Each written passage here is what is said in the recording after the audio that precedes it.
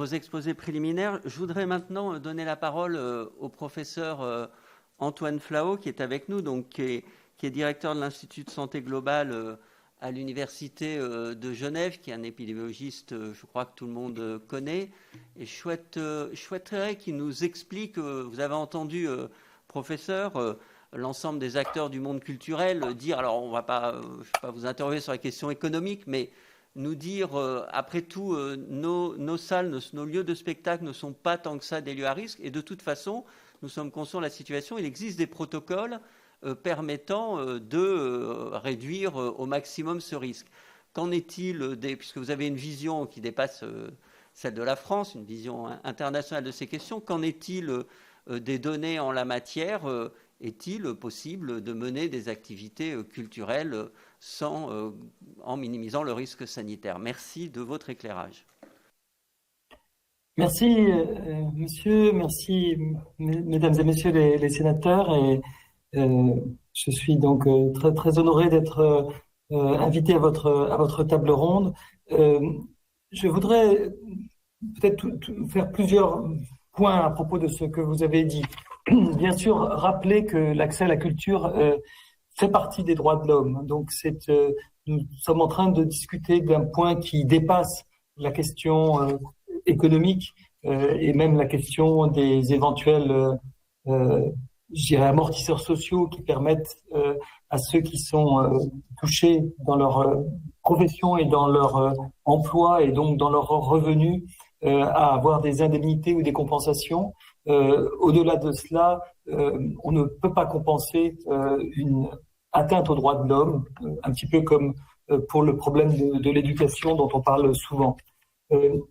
Ensuite, je voudrais dire des mots évidemment liminaires que peut-être tout le monde connaît, vous m'excuserez, mais qui sont à mon avis nécessaires pour bien comprendre les raisons de tout cela et de toutes ces mesures et la façon dont on pourrait en effet envisager de s'en sortir. Et il y a 3 voies principales de transmission de ce coronavirus qui maintenant sont connues, qui sont les aérosols, le fait que donc nous, en respirant simplement, mais bien sûr davantage en parlant, probablement à peu près 10 fois plus en parlant, 50 fois plus en chantant ou en criant, nous expirons des aérosols qui ont différents volumes, différents diamètres, mais dont les plus légers peuvent rester en l'absence d'aération ou de ventilation dans l'air pendant plusieurs heures. Ces aérosols peuvent être contaminants. Les aérosols, les postillons, lorsqu'ils sont suffisamment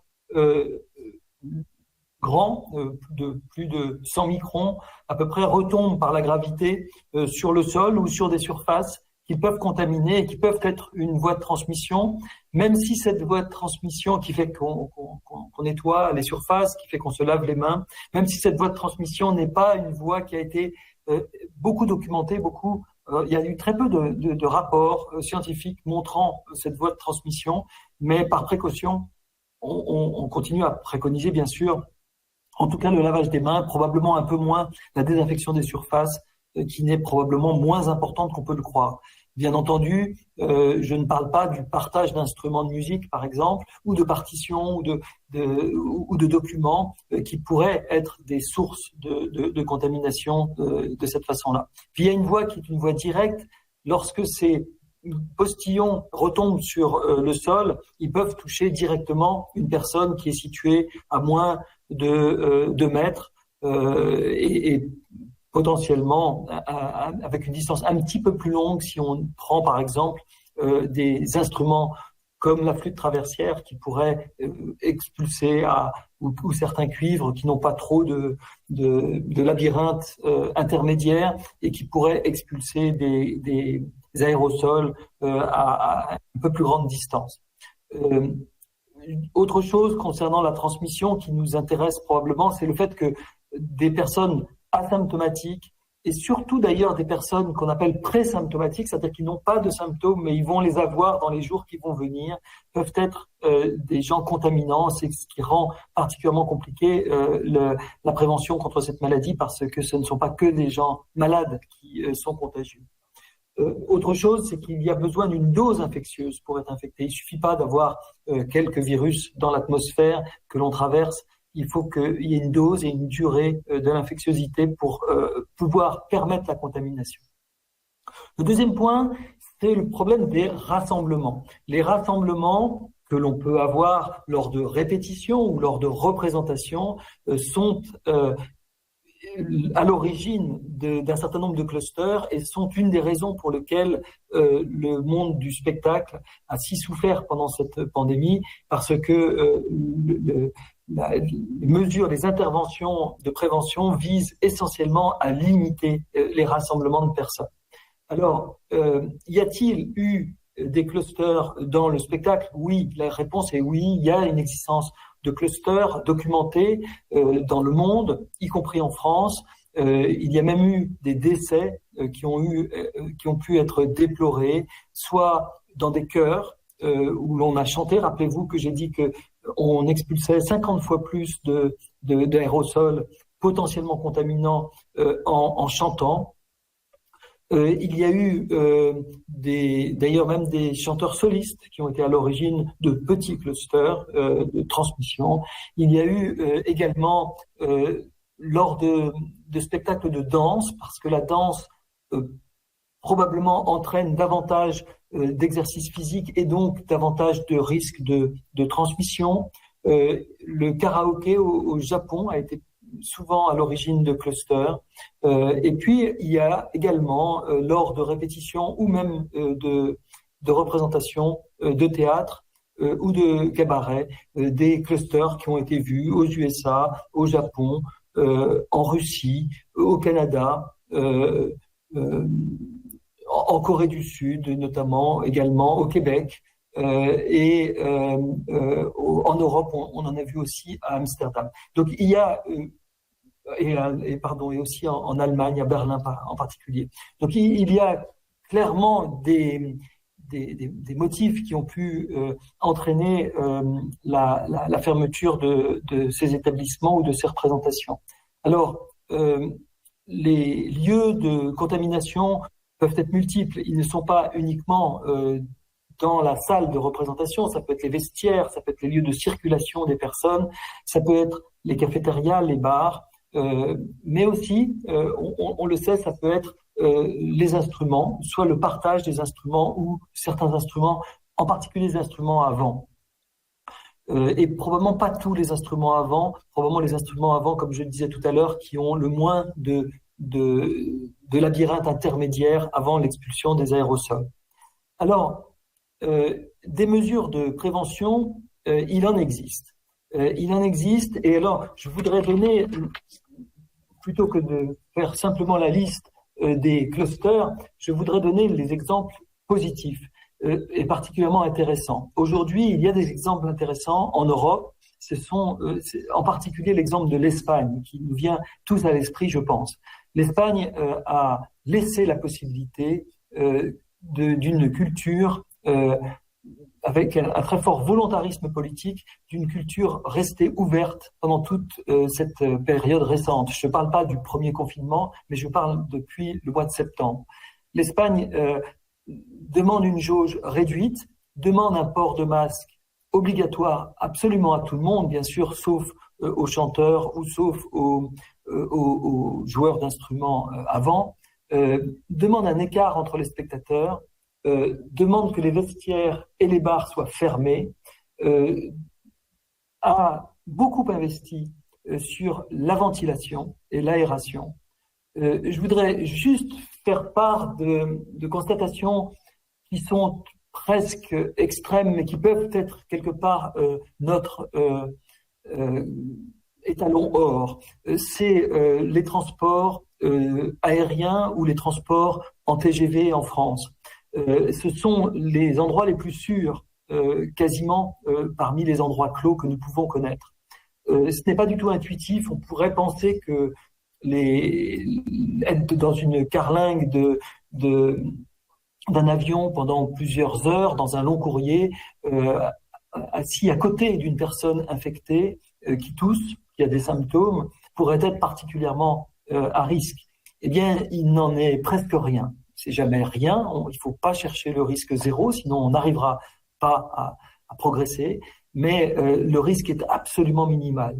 Il a été modélisé, il a été montré que il y a eu des centaines de millions de passagers en 2020, même si aussi le transport aérien a été très ralenti. Et il n'y a eu pas plus de 44 cas recensés dans le monde entier par la IATA. Donc il y a extrêmement peu de contamination parce que la carlingue d'un avion est à son air qui est régénéré toutes les 3 à 5 minutes. Alors, comme je disais, c'est un étalon or, c'est irréalisable dans des locaux que l'on peut connaître de salles de spectacle. Mais en revanche, on peut améliorer grandement la ventilation. C'est ce que les Espagnols ont fait, y compris à l'Opéra Real de Madrid. Il y a donc une ventilation qui permet à ces aérosols dont je parlais, que l'on peut comparer à des nuages de tabac, de fumée de tabac. Vous savez qu'on ne peut plus fumer désormais dans les salles de spectacle, dans les bars, mais qu'on se souvient probablement de ces nuages qui planaient pendant assez longtemps parce que la ventilation n'est pas suffisante. Eh bien, vous fumeriez dans un avion que vous verriez très vite la fumée disparaître, puisque, encore une fois, toutes les 5 minutes, l'air est totalement régénéré. En fait, il n'est pas régénéré totalement, il passe parfois par des circuits de purification avec des filtres qu'on appelle des filtres HEPA et qui sont d'une très grande efficacité contre les aérosols dont nous parlons et en particulier contre le coronavirus. Donc il y a des moyens de purification de l'air, il y a des moyens d'augmentation de la ventilation qui peuvent être travaillés dans les salles. Je pense en particulier aux petites salles. Vous parliez des cabarets. Les cabarets évoquent de petites salles chaleureuses, cosy, mais où probablement la ventilation est pauvre. Donc si l'on peut améliorer par des purificateurs d'air, c'est-à-dire qu'on n'est pas forcé d'améliorer cela par de la régénération de l'air extérieur, qui peut être compliqué ou très coûteux, mais des purificateurs d'air pourraient grandement améliorer la qualité de l'air ambiant. On peut vérifier la qualité de l'air ambiant lorsque la ventilation est améliorée par des capteurs de CO2 qui ne fonctionneraient pas en cas d'utilisation de purificateurs d'air. Parce que le purificateur d'air n'enlève pas le CO2. Je ne vais peut-être pas trop m'étendre sur le plan technique, mais en tout cas, si vous ventilez une pièce en ouvrant les fenêtres ou en utilisant des ventilations mécaniques contrôlées, vous pouvez vérifier par des capteurs de CO2 que vous êtes dans des atmosphères qui sont saines à respirer, qui sont suffisamment ventilées, et évidemment tester cela en présence de public ou de personnes. Donc, il y a des moyens de réduire le risque qui ont été tout à fait bien conçus. On peut se retourner vers l'Espagne et leur expérience pour le regarder. Il y a aussi un traçage qui est mis en place avec des QR codes, avec des applications qui peuvent être rendues obligatoires ou qui devraient être rendues obligatoires peut-être pour permettre de tracer d'éventuels clusters. Et cela ne ferait que renforcer le fait que les lieux de spectacle peuvent être tout à fait sécurisés. Je veux dire par là que à Barcelone, 500 participants à un concert récemment, tous debout, très serrés les uns les autres, mais tous portant un masque. Ils ont tous été testés. 0 cas. C'était une expérimentation qui est publiée par un chercheur de Barcelone. Donc, il est possible d'avoir vraiment des lieux de spectacle, y compris sans respect de la distance physique, car debout, c'est plus difficile, et qui soient safe, qui soient sécurisés. À Madrid, les 2/3 de l'opéra, 1746 sièges, donc ça fait quelque chose comme 1150 sièges occupés, donc pas 1 sur 2, les 2/3. Les gens qui sont en famille, par exemple, d'un même foyer, doivent pouvoir s'asseoir à côté, sinon ça n'a pas de sens. Eh bien, on a montré également 0 cas avec des représentations, alors que l'épidémie flambait au moment où cela a été fait, c'était au cours du mois de décembre et de janvier. L'épidémie en Espagne régresse très profondément, d'ailleurs de façon plus substantielle qu'en France en ce moment. Voilà, on peut dire aussi que le test des artistes pourrait être proposé là où il y a des troupes assez importantes pour éviter que des clusters apparaissent et menacent la sécurité des artistes. Certains artistes peuvent être à risque. Et puis encore une fois, on a documenté des cas de décès ou des cas très graves chez les artistes. Donc chez les artistes ou chez des choristes.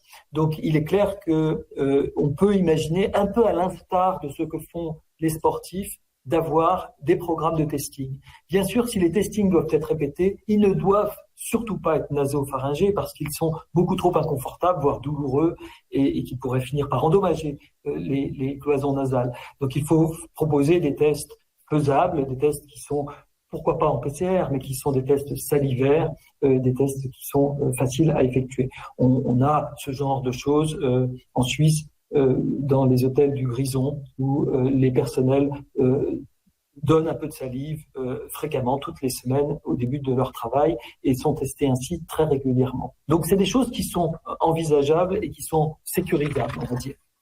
Voilà.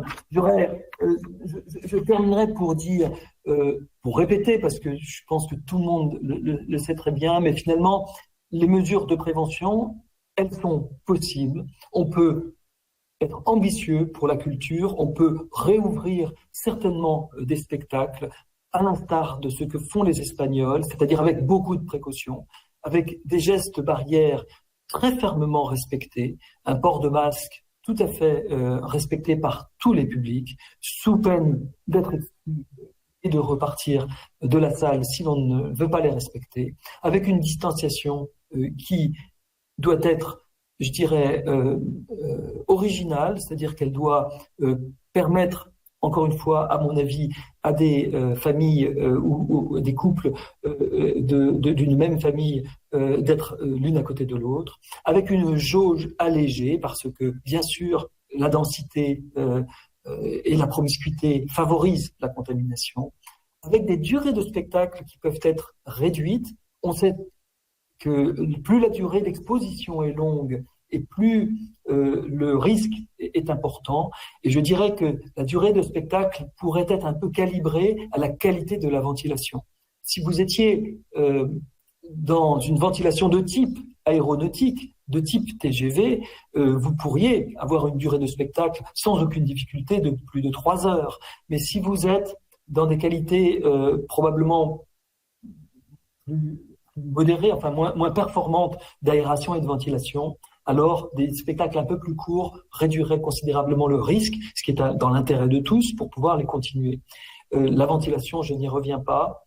Je n'ai pas parlé de la vaccination, mais bien entendu, la vaccination va finir par concourir à réduire aussi les risques chez les personnes âgées qui sont déjà vaccinées. Il pourrait y avoir aussi des priorités pour des secteurs qui ont particulièrement souffert et qui pourraient être bénéficier d'une vaccination, que sont les troupes ou les orchestres qui seraient ainsi protégés dans leurs fonctions. Bien entendu, d'autres secteurs d'activité, je pense aux enseignants, seraient sans doute éligibles dans ces priorités, mais il faut peut-être avoir une vision différente qui concerne un peu les droits humains dont je parlais au tout début, dans la priorité vaccinale, qui n'est pas nécessairement une descente d'âge en âge de façon linéaire. Et puis, je réitère la notion et l'importance du tracing, de la recherche possible des contacts et des clusters.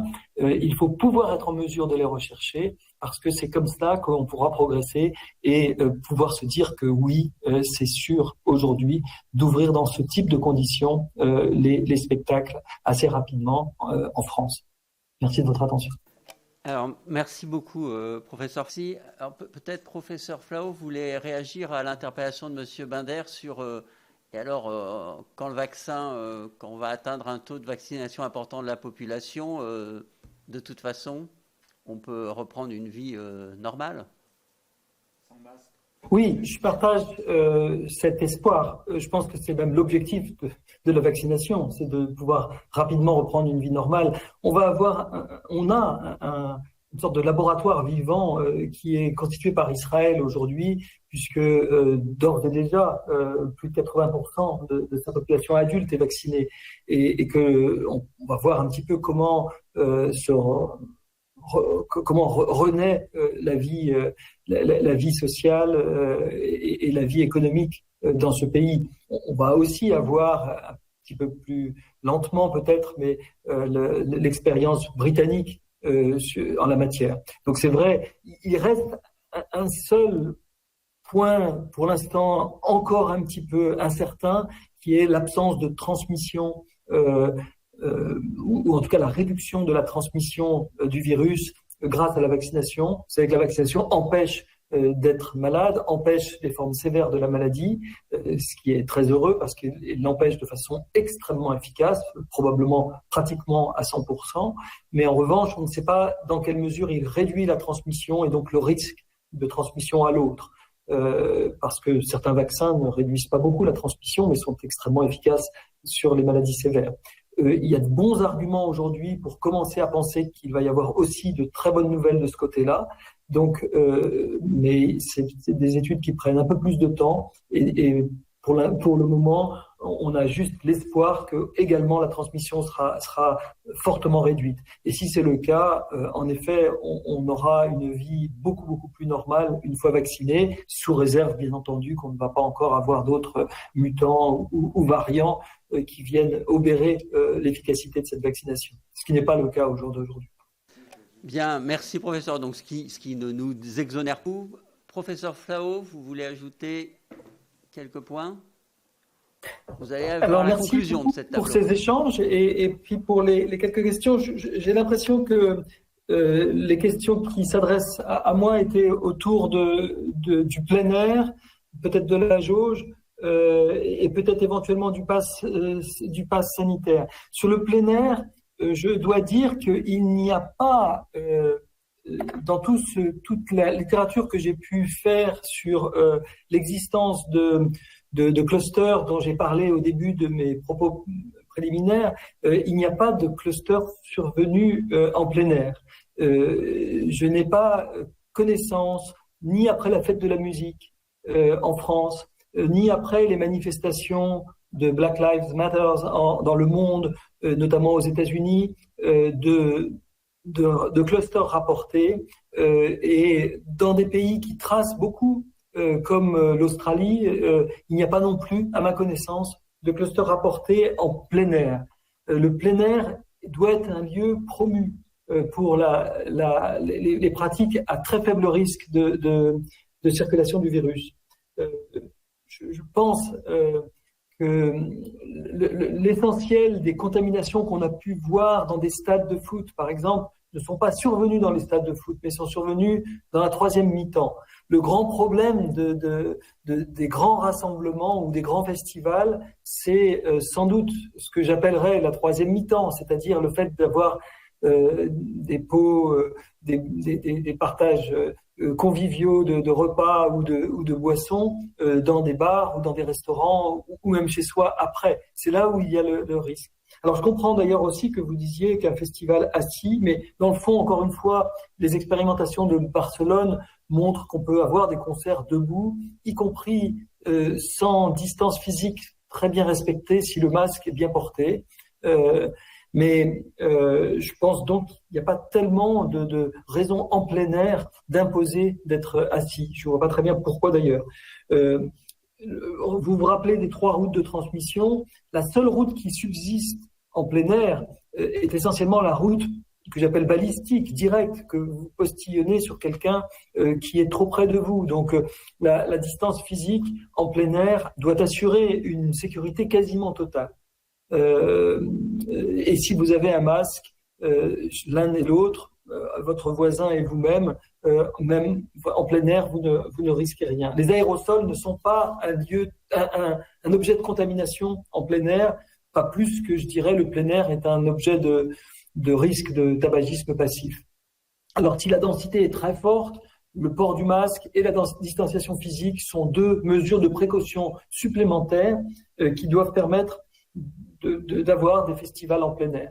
Le fait de manger ou de boire en plein air, si l'on arrive à respecter une certaine distance avec les gens qui ne sont pas de votre foyer, alors cela ne représente non plus pas de risque supplémentaire.